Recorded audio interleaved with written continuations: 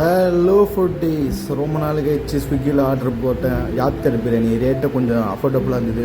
109 அவங்க ஷோ பண்ணுது. சரி எப்படி தான் இருக்குதுன்னு வாங்கிட்டேன். வித் டேக்ஸோட 126. சரி பிரியாணி பர்சன் நல்லா ஆஃப் பிரியாணி சைஸில் இருந்தது. ஆனால் செம்ம வாசனை. ஓப்பன் முடிச்சில் வாயிலில் வச்சுருந்தாங்க.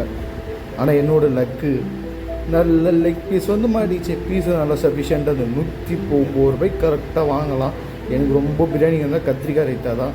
சரி அதை நல்லா ஊற்றிக்கிட்டு வாசனை பிரியாணி வாசனையே தனியாக இருக்குது. எப்போ சாப்பிட்டாலும் சரி.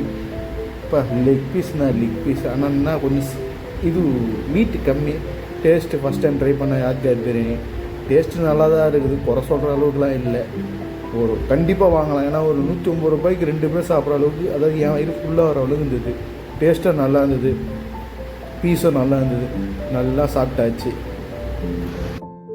வர என் வெயிட் அதிகமான மாதிரியே தெரியுது. என்னடா வீடியோக்கு அதுக்கு சம்மந்தம் இல்லைன்னு நினைக்காதீங்க. சொல்லணும்னு தோணுச்சு சொல்லிட்டேன். அதனால் வெயிட் லாஸ் ஜேர்னி ஸ்டார்ட் பண்ணலான்னு இருக்கேன். அதையும் டெய்லி விலாகாக வரும். அதையும் நீங்கள் மறக்காமல் சப்போர்ட் பண்ணுவீங்க நம்புகிறேன்.